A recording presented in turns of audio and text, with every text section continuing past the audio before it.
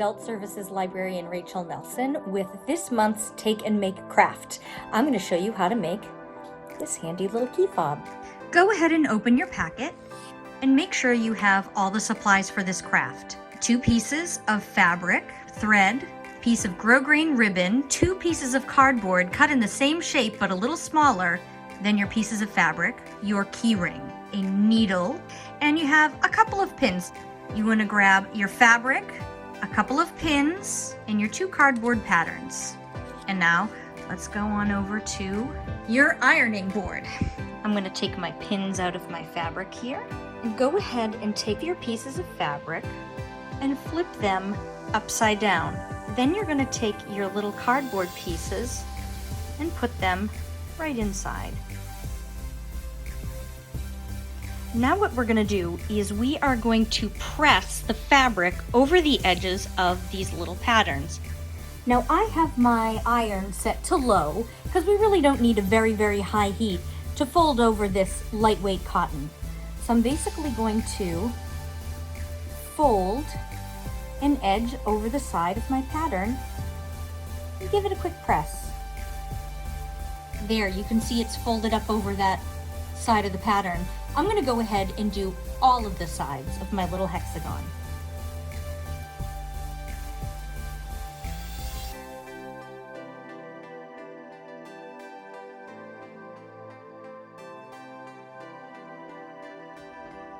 And voila!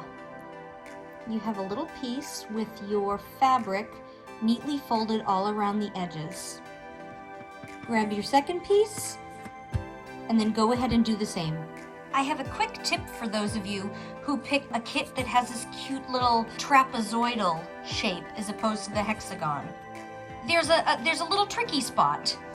You're gonna fold that point towards the center. See how we have a point here and then your fabric is sort of an opposite point. Then when you fold the sides over it, voila, just like a birthday present. I'm going to hold that, grab my iron, and press that closed. The next step is we are going to take your pressed folded fabric over your little cardboard pattern and turn it into this, which is basically your fabric has been basted together to secure on little cardboard. So the first thing you're going to want to do is pin the fabric on your pattern. This is going to prevent it from moving all around while you're stitching. So I'm going to take this off so you can see how I did it.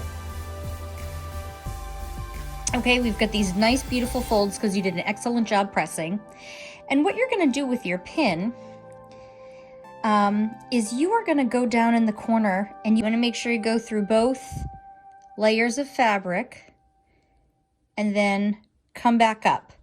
Preferably, if you can make that go and come up under the next fold so it holds both folds down. This will be a little tricky.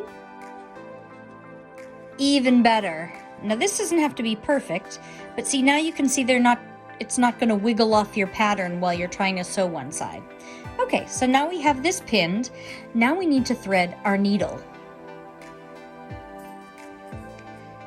I would normally not use a dark thread. Like I usually use a thread that's going to match and blend in with my fabric, but I'm using this darker thread so you can see better. I'm also using a very large needle so you can see better.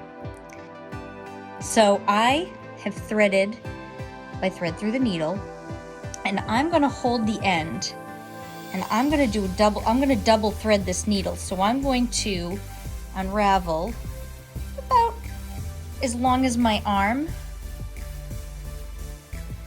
So I have thread on either side of the eye of the needle. Going to knot this. I know that this is not a knot that will be seen from the outside, and whenever I know that the knot is not going to be seen, in my project, I always double knot it. It couldn't hurt for a little bit of additional strength keeping, because this knot is really your anchor for the rest of your stitches. It's going to be what holds everything in there. So what you're going to do is you are going to make sure your threads are even, and you're going to go pick one of these corners, and you're going to go underneath, again, all the levels of fabric.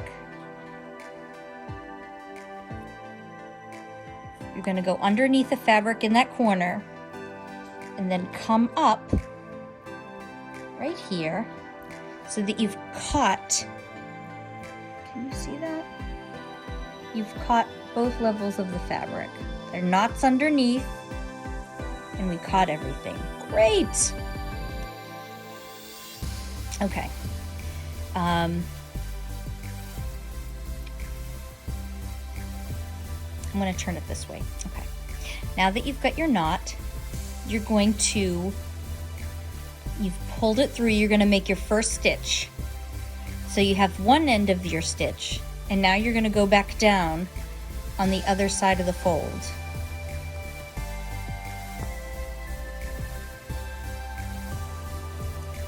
This is easier to just do than it is to explain.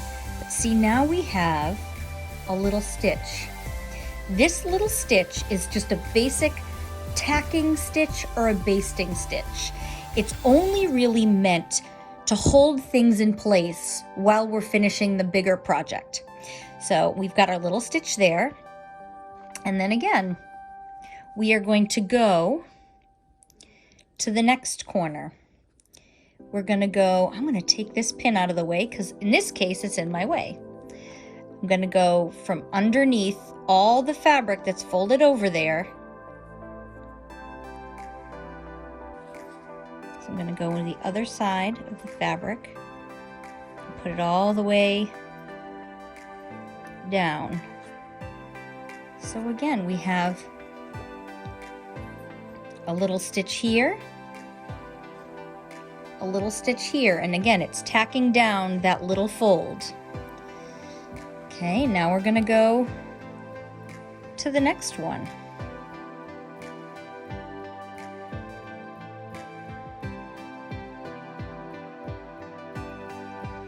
You know what? I'm going to come right up through both layers because this is the very last corner I'm doing.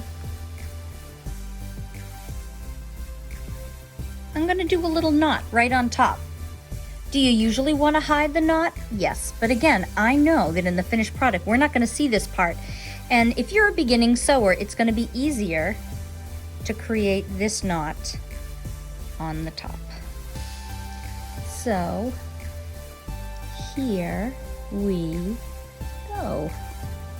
I like to use my thumbnail to make my knots. Whoop. Pull it a little too tight? Maybe I pulled it a little too tight. Okay. There we go. So we have all of our corners anchored down. Ta-da! So we are on our way to our fun little key fob. Here's some quick tips if you got the trapezoid design. I think that'll help it work a little bit better. So here we go.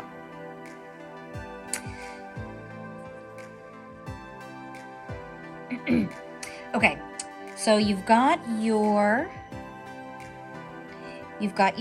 corners pinned down, and this is my advice. In the hexagon, we have a lot of corners together, so there are a lot of places to go in and secure the corners. Here, we only have 4 corners, and these ones are very far apart. So in order to make it easier to secure the corners and actually have a nice strong hold, I suggest that you double the stitches on the corner. So what does that mean? Okay, so you've got your thread, right? You've got your nice fat knot on the bottom.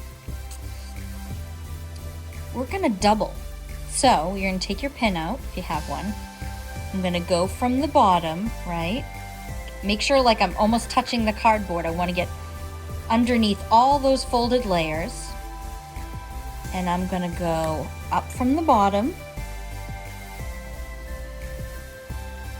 Right? And then I'm going to make another stitch on that fold, and I'm gonna go down. Come out. Whoops. I'm getting stuck on things here. And just to strengthen the tacks that are keeping these long edges down, I'm going to do the same thing again. I'm going to go up from the bottom. And that's not even the same hole. I made a new little hole, but it's nearby. Right? And I'm going to go down again. And look, that just gives me a double tacked corner that's going to hold them down while I'm finishing the project. So I'm going to go around again and do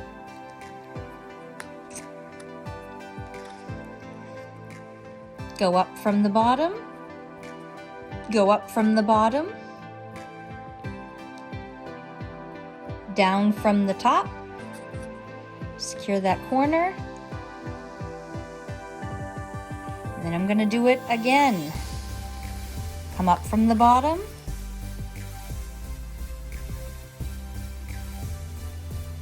and then down through the top again. So we've got 2 stitches. Again, this is where it's really going to help. I'm going to come down here. Let me get this pin out of the way. I know what I'm doing here. And we've got several folds here, so just make sure you go from the bottom and just get through every one of those layers. I'm gonna take this. Keep getting caught on my pins, and I've been doing this a while, so don't get discouraged if you get a little tangled or make a little boo-boo. Part of this is muscle memory, and part of this is just working with your hands and doing something new with your hands and figuring it out as you go along. Okay, so there we go. And then I'm gonna go down. I'm even gonna do this all in one motion. Ha! Down and then up again. Look at that. Whoop. Watch this zip up.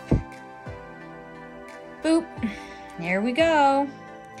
And then down again.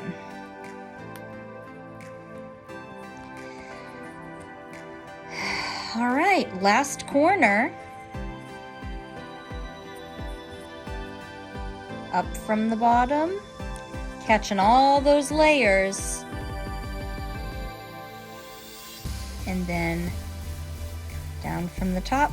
Again, getting all those layers together. And I'm gonna do up from the bottom. Oops.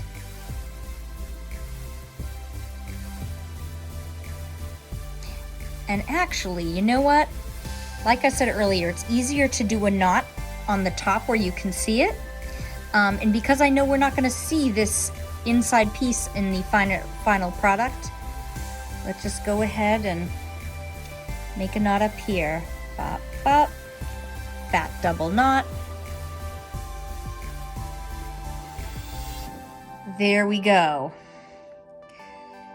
So now that is secure. Oh gosh, look at how cute that is. And again, careful snip. Okay, now we're gonna go on to the next step, which is gonna require your grosgrain ribbon. Ooh, let's do white on this one. Be right back. Okay, now that we have our 2 sides with the fabric tacked in place, we are going to add the little key ring. So take your piece of ribbon, fold it in half, and believe it or not, you don't really have to press this. If you just pinch this between your fingers for a moment, between the pressure of your fingers and the warmth, it'll put like a little temporary crease there, which is just what we want. Okay, so we've got our grosgrain ribbon with our temporary crease. Now look at your fabric. It may not matter on all fabrics, but in this one, I want to have this at the top. So like the dogs are facing right side up.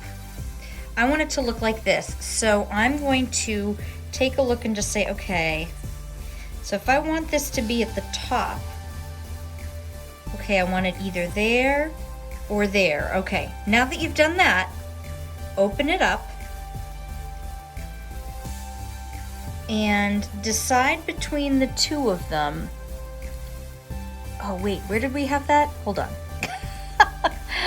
Here and here. Okay, so between these two top edges, which one has a little bit more fabric?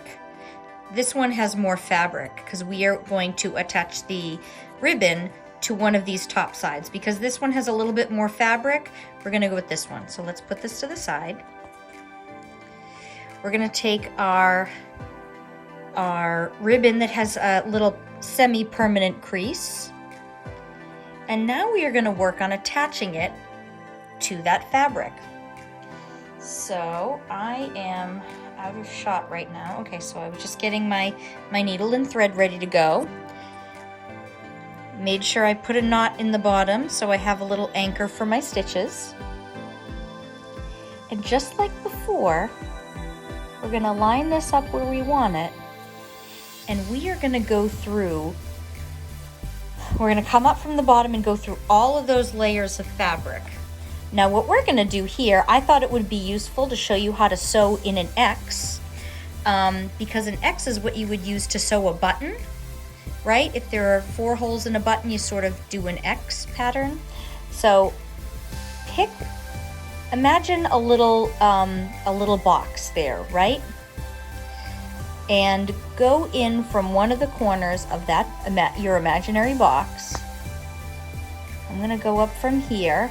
Again, going from underneath, catching all those layers of fabric, and then stopping where my little knot catches. And I'm going to make an X. So I'm going to go down over here. And again, down from the top, but going through all of those layers of fabric. Sewing is really just catching fabric together in strategic places with strategic shapes of fabric so that the fabric holds together to make a garment. Sort of a deconstructed explanation of sewing. Okay, so there's one part of my X. So just go up from the bottom again and, decide whatever side you want. You can do from the bottom or the top. I'm going to go up top here. And haha! Go down again from the top through all those layers of fabric. And it's kind of nice in this project, the cardboard sort of guides and stops your needle so you know when you've gone through. Okay. And oops, I got it all tangled. That'll happen, it's okay. Remember, you can always snip and start over or do a slight untangle. So I have a little X there. It's not even particularly a good X, but it's an X. You know what? And I'm just going to go over X marks the spot one more time, just to really secure it.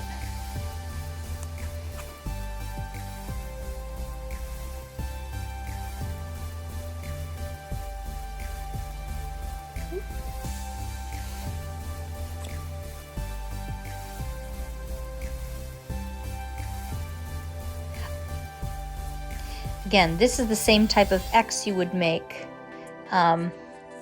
if you were sewing a button.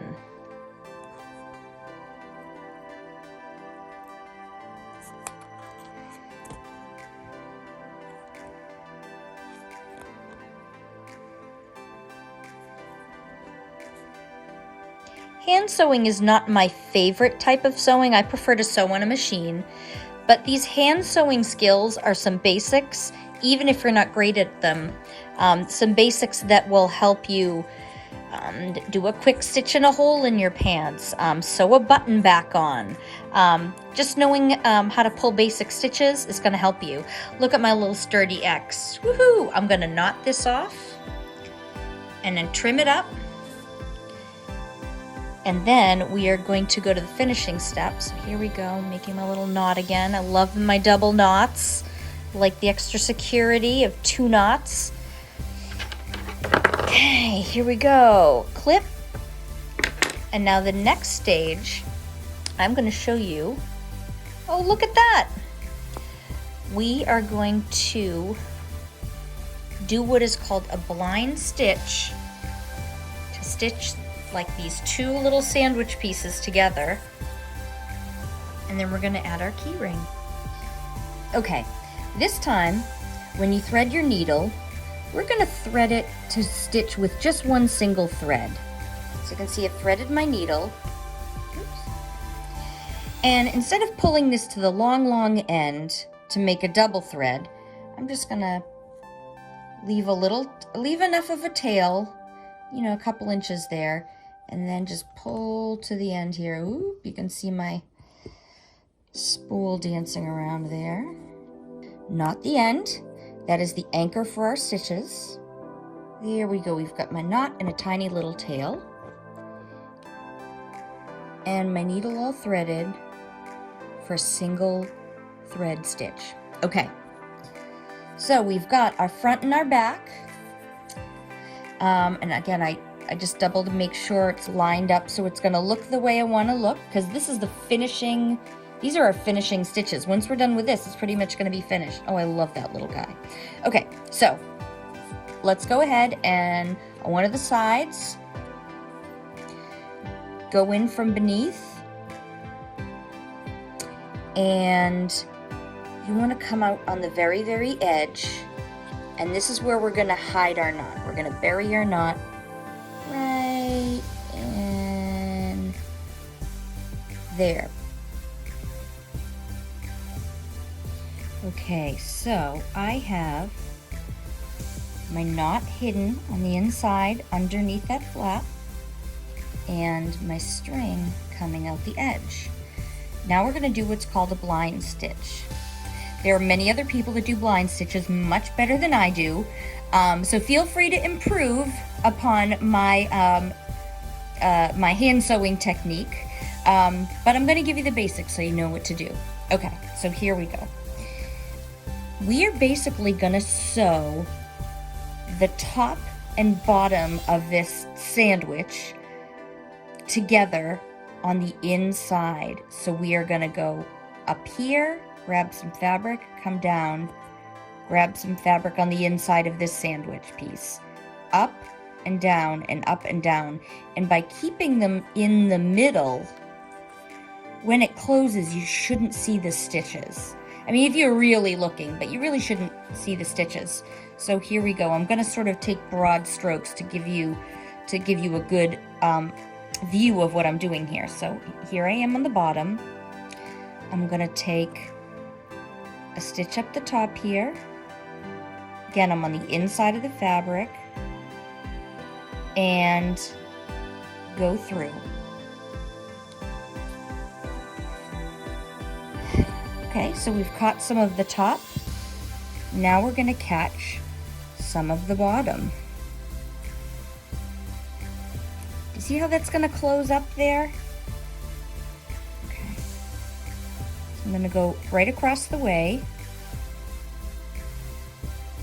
Catch some more fabric.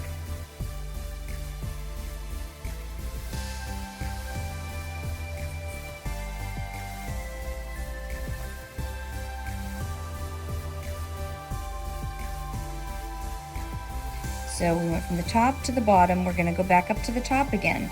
Again, you're holding your pieces together because you want them to match up when you're done.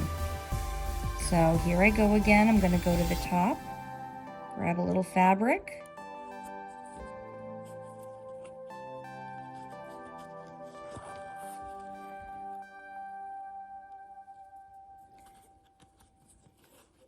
Whoop.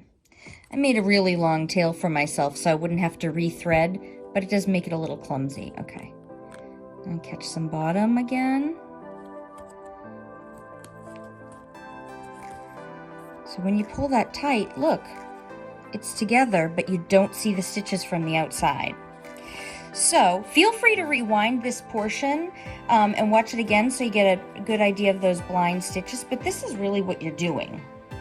Okay, I'm gonna step aside and go ahead and do this blind stitching all the way around till I get to this key fob. It's gonna be a little trickier, so I'm gonna go ahead and go all the way around and then come right back.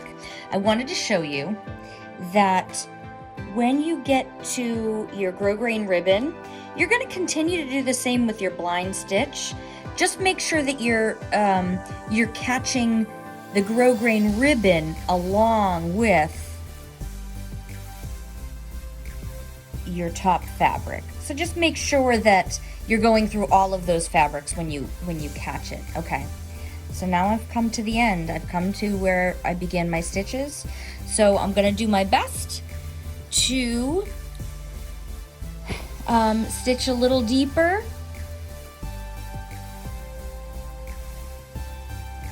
See, I'm going a little more to the inside than the edge because I want to try to hide my ending knot as best I can. Ooh. All right, so I've got my tiny knot there. I'm going to trim it, and I'm just going to poke it inside there so nobody can see.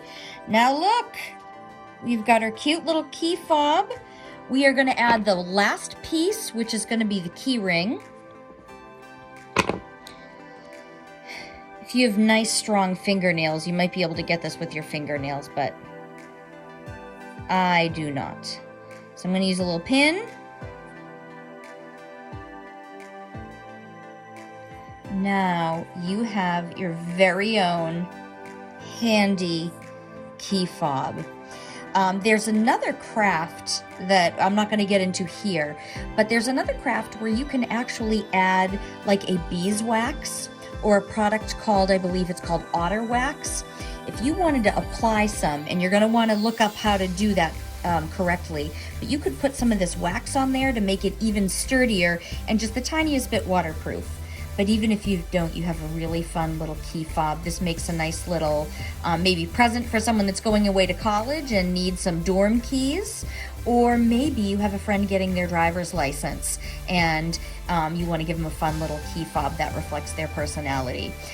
Anyway, I hope you learned a couple things, had some fun, and we hope to see you shortly at the Williamsburg Regional Library.